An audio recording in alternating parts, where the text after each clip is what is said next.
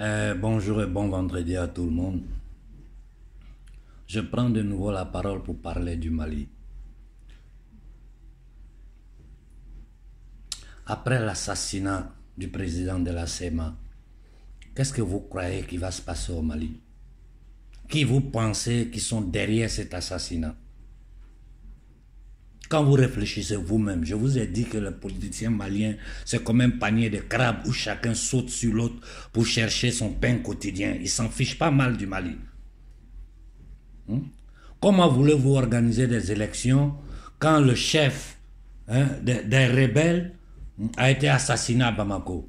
Comment vous voulez organiser des élections au nord du Mali? Quels sont les risques que la ville de Bamako et tout le Mali courent en ce moment? Qui est derrière ça? Voilà, tout ce que je vous avais dit est en train de se passer. Et je vous dis qu'ils vont faire le même bordel au Tchad. Parce que les Occidentaux ne lâcheront pas Idriss Déby. Et au Tchad, il y a une opposition qui demande de l'aide à la France. Mais comment vous voulez que nos populations vous soutiennent pendant que ceux qui sont la cause de notre souffrance, de notre humiliation dans le monde, tous ceux qui se disent politiciens, leur demandent de l'aide? Mais c'est de la folie. C'est de la folie. Quel est le programme de tous ceux qui au Mali se présentent comme parti politique? Quel est leur programme? Vous n'êtes pas capable de dire quelque chose aux Maliens et vous voulez qu'ils se lèvent pour vous soutenir? Au Tchad, les politiciens tchadiens, au dernier moment, ils se sont retirés des élections. C'est au dernier moment qu'ils se sont rendus compte que Idriss Déby allait gagner les élections. Depuis quand un dictateur perd les élections en Afrique? Depuis quand? 20 ans, 30 ans, 35 ans, 40 ans au pouvoir. Après le père, le fils. Mais tant que vous n'affrontez pas les vrais problèmes de l'Afrique, personne ne va vous suivre. Personne ne va vous suivre. Parce que même si les Africains ne parlent pas là, aujourd'hui, après combien de temps que nous avons commencé à expliquer aux Africains quelles sont les vraies causes de leur souffrance, ils ont compris. Les politiciens maliens, quel est votre programme? Les gens qui voulaient aller aux élections contre Idriss Déby au Tchad, là, quel est leur programme? Aucun. Donc vous voulez prendre la place de Déby pour faire continuer la France-Afrique, pour faire continuer le pillage et l'humiliation du peuple africain. C'est tout. Vous n'êtes pas là pour les Tchadiens. Ces bandits qui sont au Mali, qui se mettent les gros boubous, et qui se baladent, on leur donne des micros, des misérables qu'on appelle des journalistes. Hein? Une classe dirigeante minable en Afrique. Minable. Nous savons tous qu'aujourd'hui, toute l'Afrique est en danger. Que l'Occident, pour avoir le contrôle de nos matières premières, sont en train de tout mettre en œuvre. Mais vous ne savez pas pourquoi la France a commencé en ces derniers temps à faire de gros financements au Nigeria. Pourquoi? Pourquoi la France est en train de pénétrer dans le marché au Nigeria? C'est simplement pour faciliter, pour permettre au Nigeria d'entrer dans le co. Parce que si le Nigeria accepte d'entrer dans le co, le jeu est fait. Mais n'oublions pas la guerre du Biafra. N'oublions pas la guerre du Biafra, qui était une guerre entre les Français et les Anglo-Saxons.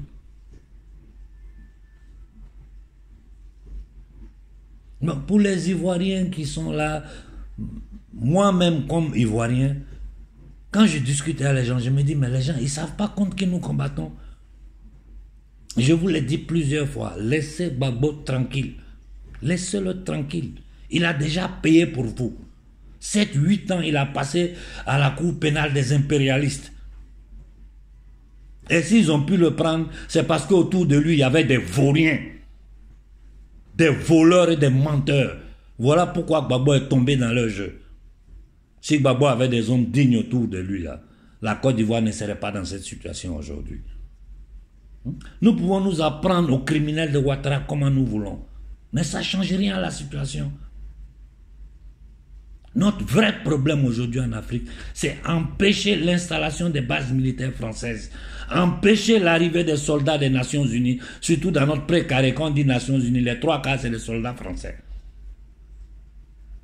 Et je pose une question clairement ici. Ces soldats qui sont en train de s'attaquer au pouvoir des Déby, qui sont descendus de la Libye, qui les arme? Qui les a armés? Quel est leur objectif? Qu'ils fassent des déclarations claires. Et qu'ils sachent, je dis bien à ceux qui sont en train de vouloir combattre le pouvoir des Déby, qu'ils sachent que s'ils toucheront à un cheveu d'un seul Tchadien, là, ils vont nous trouver devant eux. Pourquoi ils ne vont pas attaquer ces soldats-là? Pourquoi ils n'attaquent pas la base militaire française? Attaquez la base militaire française. Si vous êtes des soldats, vous dites que vous voulez faire la rébellion. Attaquez les intérêts français. Attaquez parce que vous avez la formation, vous avez la stratégie, vous avez les hommes. Attaquez les intérêts de la France dans le Tchad. Et la situation du Tchad risque d'envoyer une nouvelle mission des Nations Unies au Tchad où ils vont s'asseoir là-bas, pérenniser le conflit, soutenir Déby tant qu'ils peuvent le soutenir, tant qu'ils n'auront pas quelqu'un pour mettre à sa place. Une opposition qui demande de l'aide à la France. C'est comme en Côte d'Ivoire, une opposition qui demande de l'aide à la France. Pendant que la France a fait un coup d'État en Côte d'Ivoire, attaquer le palais du président, tuer des Ivoiriens. Vous demandez de l'aide à un pays criminel. Regardez au Pakistan, la France a demandé à tous ces entrepreneurs, les Français qui vivent là-bas de quitter le pays. Parce que le peuple pakistanais s'est levé, ça c'est une question de religion.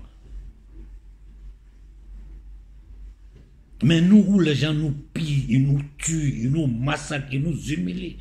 Nous vivons dans la misère, la pauvreté.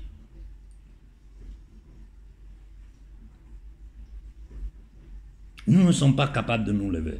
Et je vous dis aujourd'hui, la jeunesse africaine est prête. C'est parce qu'il n'y a personne qui est capable d'affronter les vrais problèmes de l'Afrique que les gens sont assis et vous regardent. Si vous commencez à leur parler sincèrement, vous allez voir que la jeunesse africaine va se lever. Mais aucun dans ce panier de crabes que vous appelez politiciens en Afrique est capable de le faire. Donc nous de la diaspora, nous devons prendre nos responsabilités. Nous avons le devoir moral de prendre notre responsabilité devant ce qui est en train de se passer en Afrique. C'est un crime contre l'humanité. Aujourd'hui, les dictateurs sont en train de tenter d'imposer le poison aux peuples africains. Qui est derrière tout ça? C'est la France et l'Union de l'oligarchie européenne, États-Unis y compris. Tout le monde a besoin des matières premières de l'Afrique pour se développer, pour son bien-être. Tout le monde veut venir en Afrique. Mais nous les Africains, nous sommes les seuls qui ne nous rendons pas compte de cela. Ce n'est pas la faute de la population, parce que trop de choses sont cachées. Les vrais responsables, ce sont nos ennemis endogènes, des va-nu-pieds, des vauriens, des ignorants, des aliénés, des criminels que vous appelez intellectuels. Ils n'ont aucune dignité. Aucune dignité. Si nous nous levons, nous nous levons en 24 heures, le monde entier tremble. Vos leaders panafricains, où ils sont? Ils ne font que bavarder, de lancer des discours inutiles, drainer des foules derrière eux pour rien. Pendant ce temps, ils prennent l'argent à gauche, à droite. Nous, on sait tout. On ne dit rien, mais on sait tout. On n'avait même pas besoin d'arriver à une révolution armée au Tchad. On n'avait pas besoin d'arriver à ça. Il suffisait seulement que l'opposition honnête, qu'il y ait une opposition honnête qui dise la vérité aux Tchadiens, tout le monde allait le soutenir. Mais il ne faut pas oublier aussi que l'opposition dans ce camp de concentration ne peut pas trop parler, parce qu'un opposant qui parle trop, on l'élimine. Regardez notre condition. Regardez notre condition. Nous sommes en esclavage. L'Afrique est en esclavage. Vous ne vous rendez pas compte. Vous ne savez même pas contre qui nous combattons. Des gens qui font la politique et les vrais problèmes de la souffrance du peuple africain, ils ne sont jamais capables de l'aborder. Le démantèlement de toutes les bases militaires de l'Afrique. Nous, on n'a pas d'autres ennemis en Afrique que la France et l'Occident. Nous savons tous que ces groupes terroristes-là ont été créés par les Français, par les services français, les services secrets français et occidentaux. Comme ils ont créé Al-Qaïda, tous ces trucs-là, c'est eux qui sont derrière tout ça. Aujourd'hui, il y a des preuves. Les documents sont là. Rien ne peut plus se cacher. Donc la première des choses, c'est empêcher n'importe quelle opération militaire des Nations Unies sur le sol africain. 1. De démanteler toutes les bases militaires d'occupation française. Parce que ces bases-là sont là pour nos matières premières et pour rien d'autre. Abolir tous les contrats coloniaux et sortir sans condition immédiatement du franc CFA. Je vous ai dit, tout le monde travaille contre nous. Le monde entier travaille contre l'Afrique. Mais il ne faut jamais oublier notre force. Notre force là, aujourd'hui, c'est notre connaissance. Notre force aujourd'hui, c'est notre nombre. Nous avons le nombre, nous avons les capacités. Pourquoi nous ne nous levons pas? Vous préférez applaudir des vauriens, des vendus, des francs-maçons qui se déguisent en panafricains. Tous ces gens qui m'écrivent, qui me posent des questions bizarres. Mais j'ai 55 ans, ça fait 30 ans que je suis dans le combat. Et je vous dis une chose.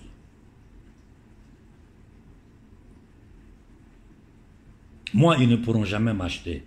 Mais certains de nos frères honnêtes que je connais aujourd'hui, si rien ne bouge tôt ou tard, ils vont les acheter. Ou les éliminer. Parce que c'est une question de survie. Et le combat là, pour le gagner, c'est très simple. Il suffit qu'ensemble, moi, Donald, moi Zulu, Kémy, mon ami Béhanzin et tous les jeunes leaders panafricains qui sont dans les différents mouvements africains, que nous nous réunissons, nous donnons un mot d'ordre et nous nous levons en masse. Le combat est gagné. Mais ils ne peuvent pas le faire. Ils ne peuvent pas le faire. Depuis des années, je vous ai... Mais regardez au Pakistan, ils sont en train de fermer l'ambassade. Des gens qui attaquent des peuples, qui insultent des gens, qui manquent de respect, qui tuent, qui volent, qui ont mis sur pied un paradigme totalement usurier, criminel. Et qui utilisent le pouvoir médiatique que tout le pouvoir médiatique est dans les mains. Ils utilisent ça pour manipuler, mentir à l'opinion publique mondiale. Quand on leur dit de quitter l'Irak et de rembourser les bombes que nous avons bombardées, on vous a tué, remboursez-nous ça. Mais c'est pas possible. C'est pas possible. On ne peut pas rester dans ce jeu, faire semblant de ne pas voir. Il n'y a aucun autre programme politique qui peut être développé en Afrique à part, 1, le démantèlement de toutes les bases militaires étrangères du sol africain. 1. 2. La suppression sans condition du franc CFA pour les pays qui sont dans le précaré français. L'abolition de tous les contrats coloniaux. Et la création des États-Unis d'Afrique. Mais allons pas par pas. Pour le moment, pour donner l'oxygène à notre peuple, la première des choses que nous devons faire dans notre précaré, la première des choses, c'est chasser l'armée française. 1. Chasser l'armée française. Et c'est le peuple qui peut le faire. Si le peuple s'élève pour dire que l'armée française s'en va, aucun gouverneur, aucun agent de la France peut se dresser contre un peuple de millions de personnes. Demandons le départ de l'armée française et que les Nations Unies, c'est-à-dire l'ONU, sachent qu'aucune mission ne sera acceptée en Afrique si elle n'est pas pilotée par des Africains. On ne veut aucun soldat étranger sur le sol africain, à part les Africains. Personne ne vous a appelé chez nous. Vous êtes arrivé il y a 500, 600 ans de cela. Depuis que vous êtes arrivé, vous avez commencé à l'esclavage. Vous avez fini avec la colonisation. Pris de honte. Vous avez changé le système en faisant semblant de nous donner des indépendances et en nous mettant dans un système économique qui est encore pire parce que maintenant c'est caché. Quand les gens me parlent de projets en Afrique, ceci, cela, sachez que tout projet que vous faites, tant que vous le faites dans le franc CFA, la France prend la moitié de votre sueur. Vous voulez comprendre ça ou vous ne voulez pas comprendre. Donc arrêtez de me parler de projets. La première des choses, c'est sortir du franc CFA immédiatement. Chasser l'armée d'occupation française partout en Afrique. Les gens, ils ont créé des organisations, les Bilderberg, le Trilatéral, le Club de Rome, tout ça, c'est des clubs nazis et eugénistes. Tout ça, c'est pour dominer le monde. Et aujourd'hui, le projet diabolique qu'ils ont en tête là, pour nous les Africains, c'est plus grave que partout. Et ces agents de l'Occident veulent vous imposer un poison. Vous pensez que nous, on va... Mais si vous voulez, faites-le, c'est votre problème. Ceux qui veulent le faire, faites-le. Ça va faire un de moins, parce qu'il y a des Africains qui ne méritent même pas de vivre.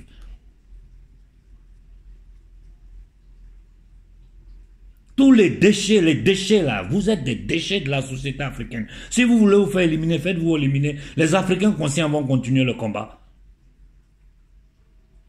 Et je vous dis, il faut que vous le sachiez. Il faut que vous le sachiez. Qu'aucun pays africain ne sera libre tant que nous n'aurons pas une union. Aucun pays africain ne sera libre tant que les Noirs ne vont pas se lever dans toute l'Afrique pour dire merde, ça suffit. Et on n'a même pas besoin d'argent. Il suffit que nous nous asseyons un dimanche, 10 leaders de mouvements africains, nous sortons ensemble avec une déclaration claire. Vous allez voir que toute l'Afrique va se lever derrière nous. Et ceux qui veulent faire de la politique, leur métier, vont faire des programmes, ils vont proposer au peuple africain. Mais tant que nous n'arrivons pas à ça, c'est du blabla, nous perdons du temps. Les petits vauriens, ces sous-là qui ont fait un coup d'État pour la France au Mali. Regardez aujourd'hui, Ibeka est assis là-bas avec tous les honneurs.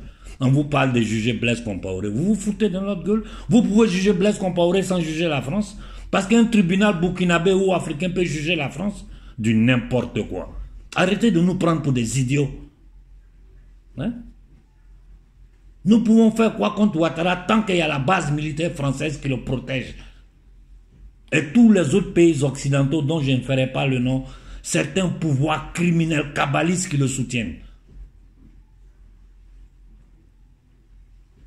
Il est temps que nous nous réunissons. Il est temps que nous nous réunissons et que nous agissons de concert. Je répète, on n'a pas besoin d'armes. On n'a pas besoin d'armes. Si nous nous levons dans toute l'Afrique en un jour, le monde entier va trembler. Faisons une réflexion collective.